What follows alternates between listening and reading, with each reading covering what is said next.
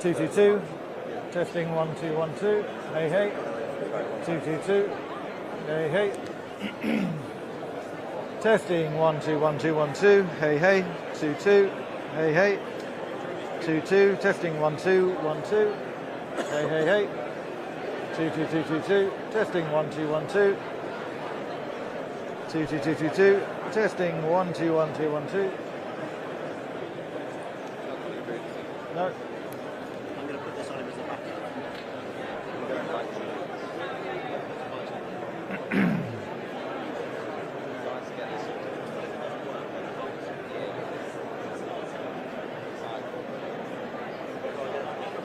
222. Hey hey hey hey hey hey.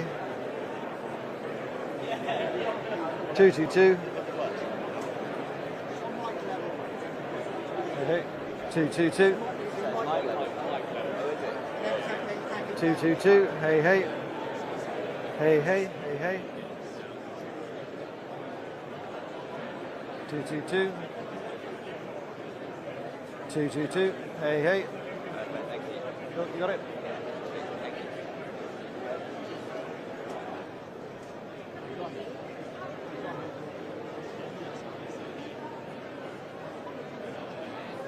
We're still okay on your sidelines.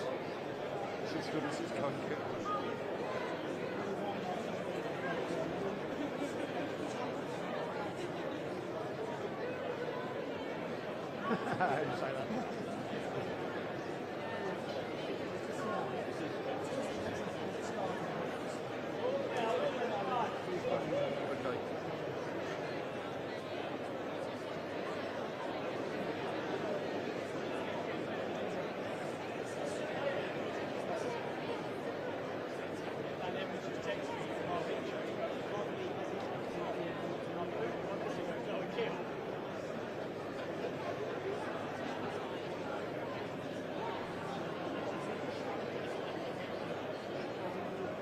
Is your shop going to be like waist up? Is that, I guess so, because, yeah.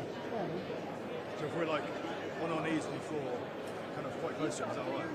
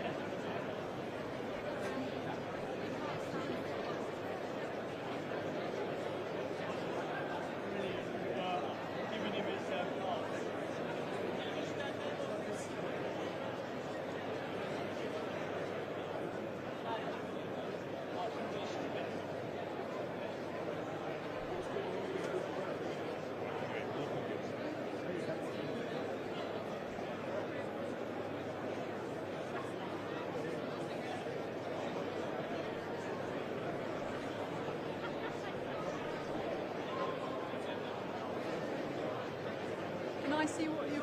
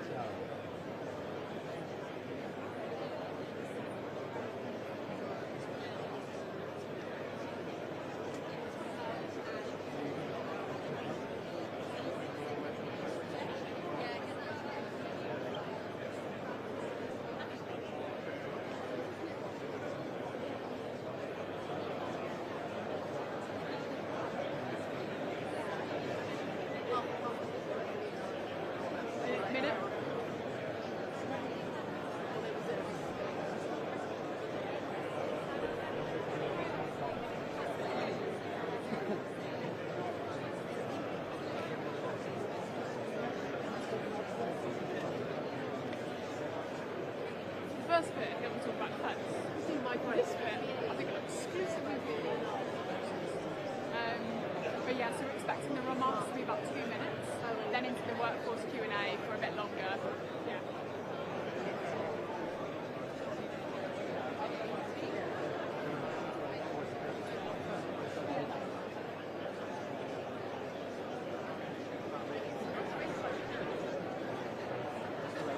I will be, yeah, sorry.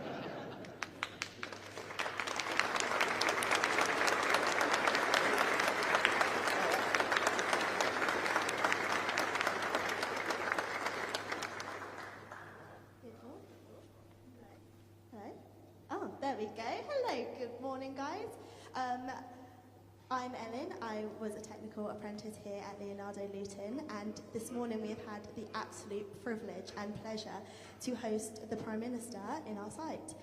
We've been through some lab tours, we've had some amazing demonstrations. So without further ado, Mr. Prime Minister.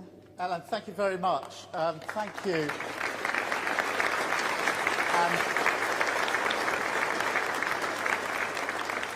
Can I just say, it's really fantastic to see so many people here, including everybody on the first and the second floors here. So thank you so much for allowing me to come and see what you are doing. And thank you for doing it, because what you're doing here, the projects you're working on, are really inspirational. I've had the chance to look at some of the technology, look at some of the capability, and it really is inspiring. It is absolute glimpse of the future when it comes to the capability. But also, my other takeaway from this morning is going to be how inspiring all the staff and the people working here are. Ellen was an apprentice here. I love these stories.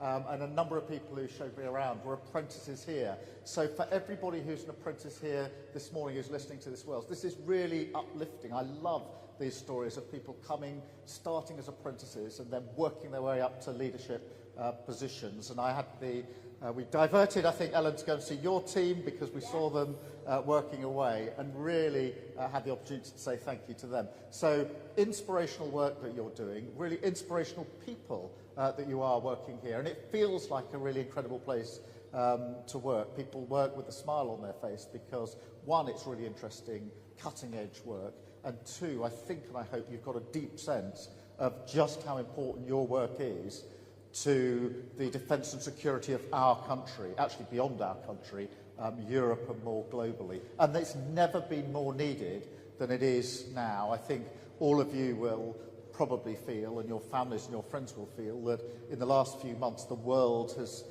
seemed more unstable than perhaps it's been for a long time, and defence and security is much more of a focus for people across the country. And that means your work is even more important now than it's been before. Look at the situation in Ukraine. And I was in Ukraine, the last time I was there was about 6-7 weeks ago now, and I was really struck by the change over the 3 years of the conflict in the way in which the conflict is being fought, and the fact that drones, semi-autonomous and autonomous capability is absolutely at the front line now. And that gives me a real sense that what you're doing here is really relevant to what we're doing in Ukraine, but also really relevant to the way in which we need to be able to defend ourselves as we go forward. And that's why we've had to up our defence spending, 2.5% by 2027. That's the highest sustained increase since the Cold War. That means, I'm afraid, more work for you, more projects for you, which is a good thing, because I think we've got brilliant capability here. Storm Shroud is an incredibly forward-looking piece of kit and capability that will help us as we go forward. So that's ever more important. But as we build our national security, if you like, it is also really important to me that that's linked to our economic security. So I want to make sure that as we put more money into defence, as we work with our European and other partners to say they need to put more money into defence, and they are, and as we work with them to say our capabilities need to be more aligned, I want to see that in good, well-paid jobs around the country, good, secure jobs, skilled jobs of the sort that you are doing here. So thank you so much for allowing me to see what you are doing. It is really inspiring. I take away both the capability and the way that you do it. Thank you for that. Thank you for making time for me this morning. And this time last Thursday, I was on the carrier, the strike carrier, that is taking the best part of 2,000 people, actually, from our armed forces on an 8-month, really important mission. And they are literally on the front line, but their capability, the equipment they've got, includes what you're doing. And therefore, just as I said to them last week, I'm proud of what they do as they set off on that mission. I'm really proud of what you do. because they know, and I saw there what they're capable of, that they couldn't do that if you weren't doing what you're doing. So I hope you feel not just a sense of a good, well-paid, skilled job, which is what you are doing, but also a real sense that you're serving your country as well. Because without you doing what you're doing in the way you're doing it, we wouldn't have the capability that we have. So thank you all very much. I really appreciate what you're doing. And sometimes it's really important, particularly in politics, to just come and see people, get a sense of what they're doing, and say simple things like, thank you. I really appreciate it. And I speak not just for myself, but of millions of people in this country who actually love to come and see what you do, and would love to be able to stand here and say to you, thank you. So on my behalf, and on behalf of millions of people across the country, thank you for what you do. I really, really appreciate it. Thank you.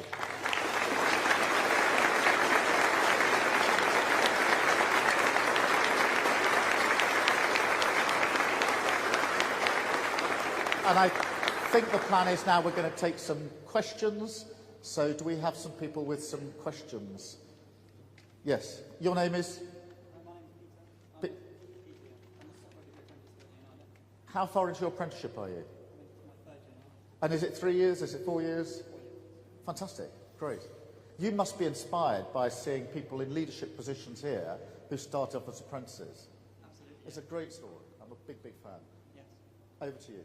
So my question is, most of the British defence industry now have been receiving protests, and we have also had protests here outside and at our base. You've had protests outside here, have you? Yes. Right. And on some of our off-site events. And these protests attack our workforce for doing their jobs that support the UK security. What can the government do to get the message out that what we do is absolutely essential to the security of everyone in the UK and should be praised and not criticised? Well, we need to get the message out, and one of the good things about coming here is being able to have the cameras, have journalists come in here for the purpose of this morning's visit, so that the journalists can use their skills to tell your story to the outside world. So that is really important. I think there's a bigger story than just showcasing the work that you're doing here, big though that is, because you know, we have the right to freedom of expression and to protest in this country, but that was hard won. They're the values and the freedoms that we are defending through the work that you're doing. So in a sense, the protesters to some extent should be grateful to you, because what you're doing, the capability that you're putting into the defence and security of our country, is intended to ensure that we don't get drawn into conflict, because we've got the capability, and we're showing the world that we've got the capability to defend what we believe in. And we believe in people having the ability to express their views, but people who express their views ought to appreciate that you are actually helping them through the work that you're doing, exercise the freedoms that they are exercising. So there's the story about what you're doing, which is a really important story. And I know they'll probably ask me other questions in a minute, I suspect.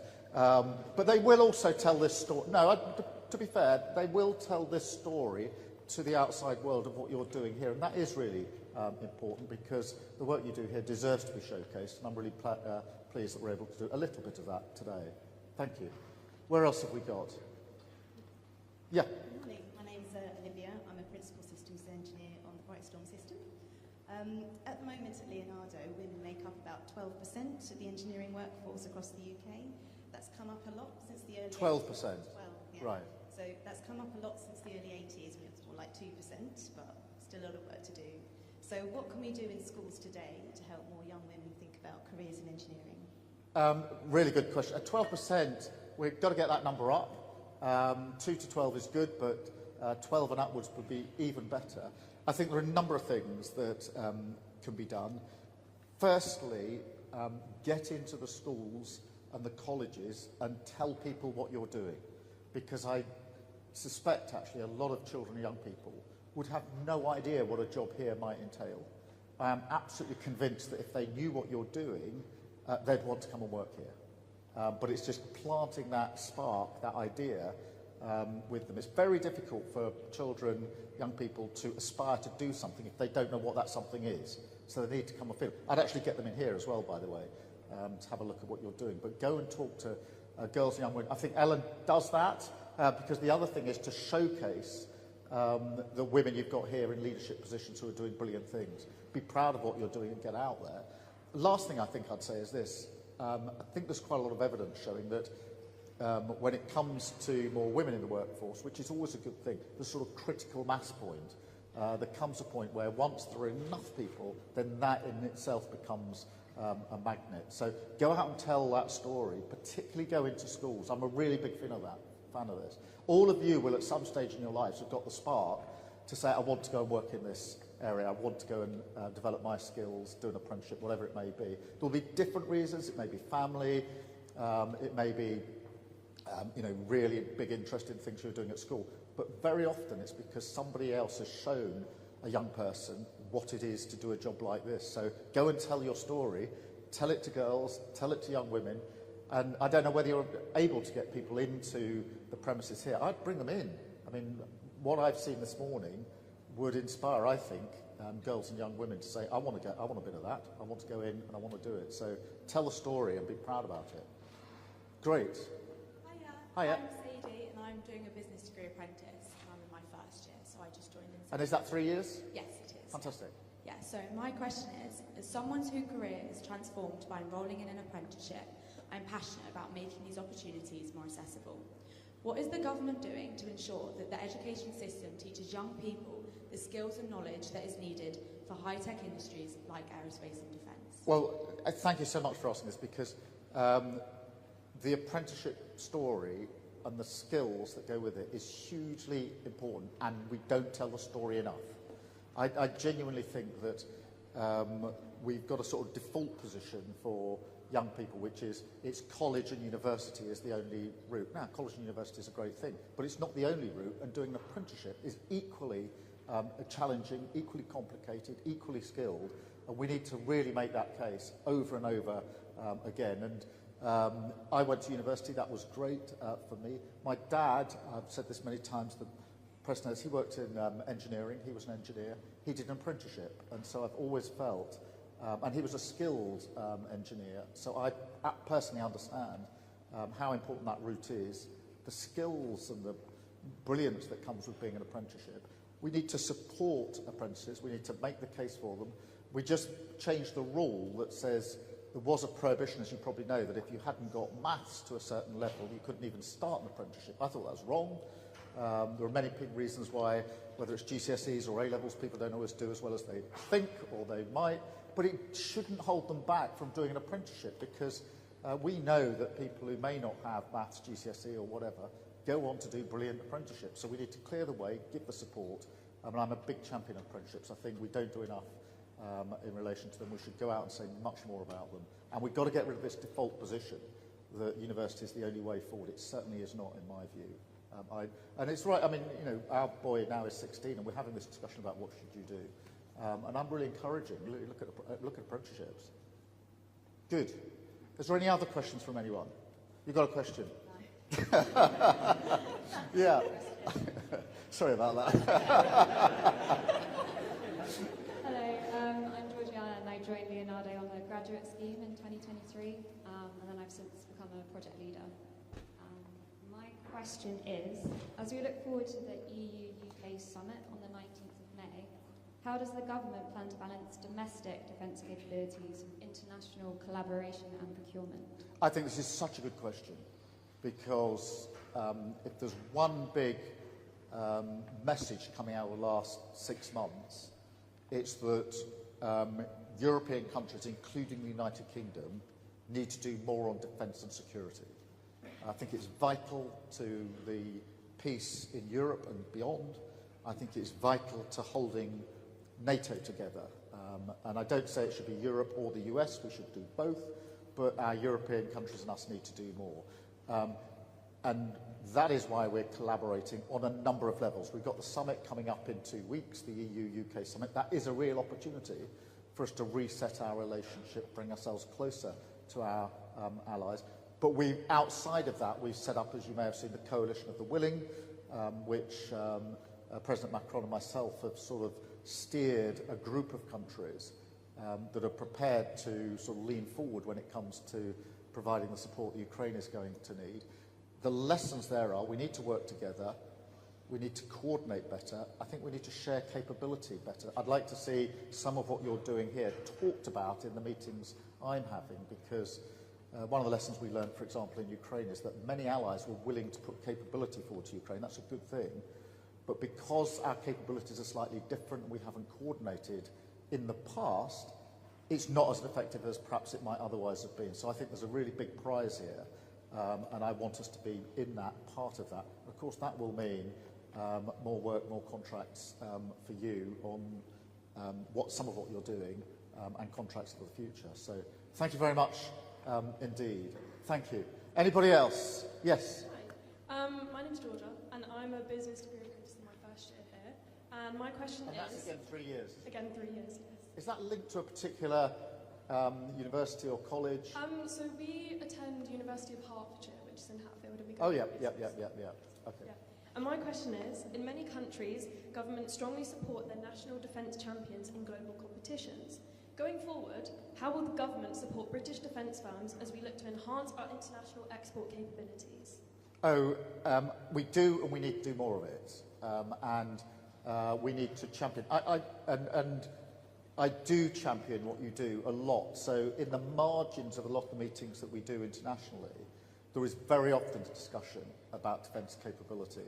It doesn't tend to be sort of, headline and what we're necessarily doing in front of the cameras, but there's very often discussion about capability. We need more of that because we're brilliant at this. We really punch above our weights when it comes to capability on defence and security, and we're going to need more of it. So just as I've said a moment ago, the UK is upping its defence spend. So are many other countries. Some of those countries don't have the capability that we have, so they are going to be looking us and others to say, well, where should we place our orders? Where do we see the opportunities? And we need to be out there making the case for Britain on that. We've got a brilliant story to tell. We've got great capability. Everyone knows, whether it's on the front line with our armed services, who have a reputation that goes before them globally, so too in our defence and security industry, we have a reputation. And that reputation is built on the work that you do. So when I go out and sell this, I'm selling what you're doing, and I'm very happy to do so, and we should do more of it. Thank you very much indeed. I think the plan is now I'm going to mingle for a bit, and then I'm going to go and talk to our friends from various bits of the media. So very nice to see you. Thank you very much, all of you. We've got up the very top there as well. This is amazing.